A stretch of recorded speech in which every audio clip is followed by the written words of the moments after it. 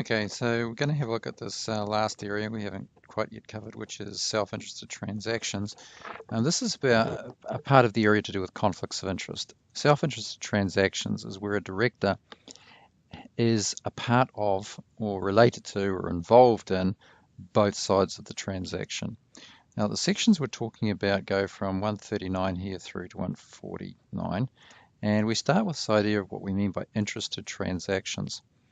So a director of the company is interested if and only if, so these are the only options here, you can't add to this list, is a party to the transaction, or is going to get a material financial benefit from it, or has an interest in another party, so it could be a shareholder of another company that's dealing with the company this person's a director of, or is a director, officer, or trustee of another party, so they're a director of the company that the company they're a director of is dealing with, in which case they're interested in both directions. Is the parent-child spouse civil union of another person who may or will derive a benefit from the financial transaction, or is otherwise directly or indirectly materially interested in the transaction. So that's a cover-all to say if you're on both sides and there's a conflict of interest, you have to disclose this. Now, if we just come back to here and we'll just clean this off.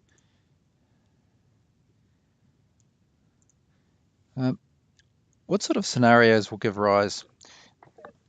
So the most obvious one is we have, say, three people who are in a partnership, and they decide to go from being a partnership to being a company. So ABC are partners.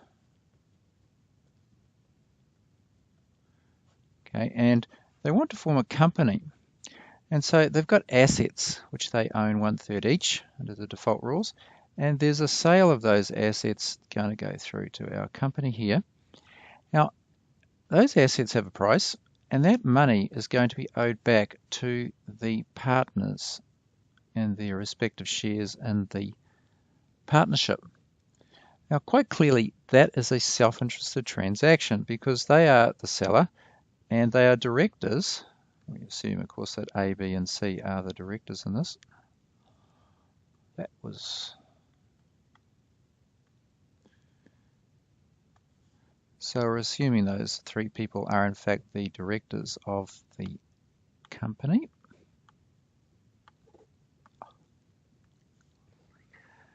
Okay, so Director A, Director B, and Director C. Now, we can clearly see that this falls under being a party to or derive a material financial benefit. They could, as I said earlier, be a director of another company, so we could have a company here,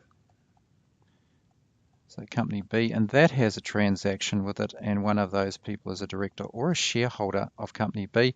Then it's a materially interested transaction for A. They would have to follow the procedures for this company and also for this company because they're interested from both directions. Then we have this issue of parent, child, spouse, civil union, partner.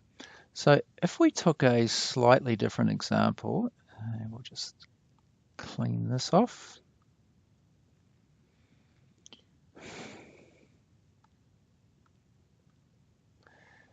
So this is our company, and A is the director, and we have a sale to B, and B is the de facto partner of A.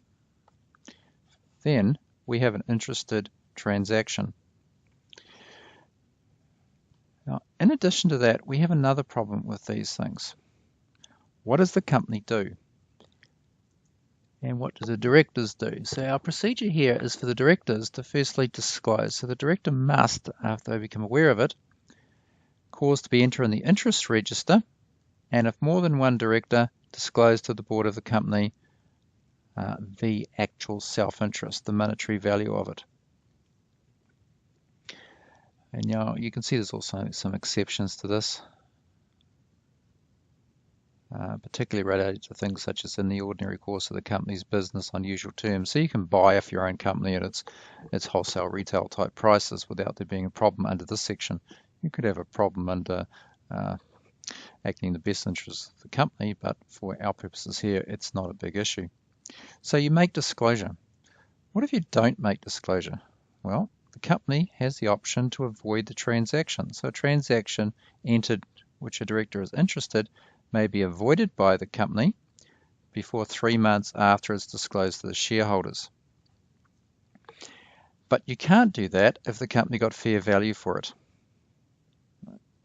So in these situations, you have to work out, is it an interested party transaction, and did the company get the proper price for it? If so, you can't just avoid the transaction. Now, this does raise another problem. Let's assume that we have a self-interested transaction the company wants to avoid. So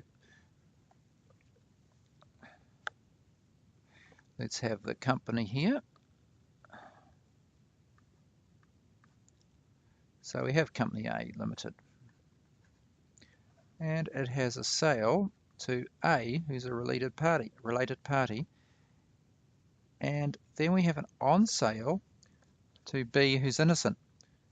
And this here is being avoided by the company because there are multiple shareholders, not just A, and they are saying, well, we'll avoid the transaction. Now, if this hadn't happened here, they just get the property back.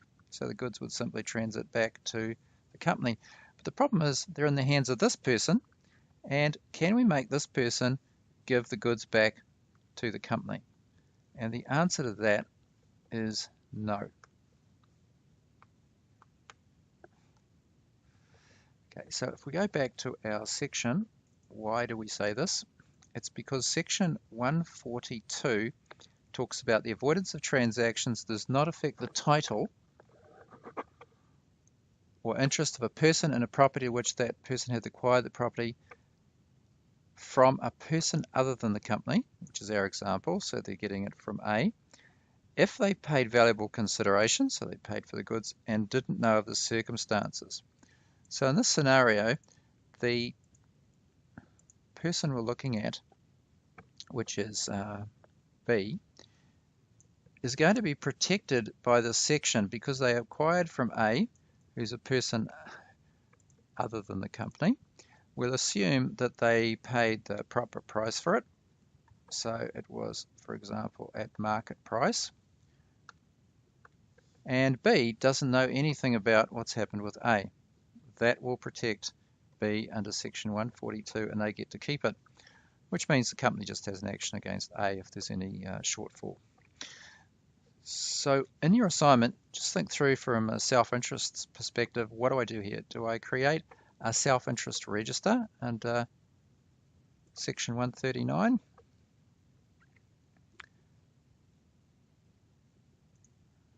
All right, so if we're an interested person, then what it said in section 140, following through where we went before, is cause to be interested in the interest register. You should do that for every interested transactions, but sometimes you will have ongoing transactions with your own company, and we have the ability to put a general notice in the interest register. So this is the simple option. Now, to give you an example of when that would happen, clean this off.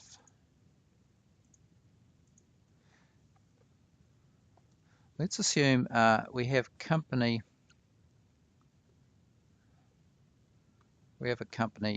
X, and we have A Limited, and we have B Limited.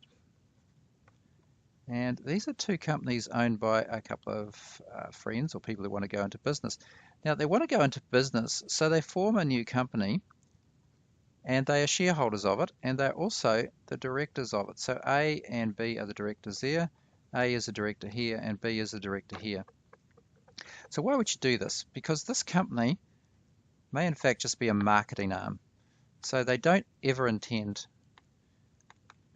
to operate this business for anything other than arranging contracts to sell their products. So the products may in fact be manufactured at this level. So let's say we manufacture goods here. Over here, this person does the marketing work, and we use the company in the middle as our selling arm for all of this work. little bit of trouble with this. All right.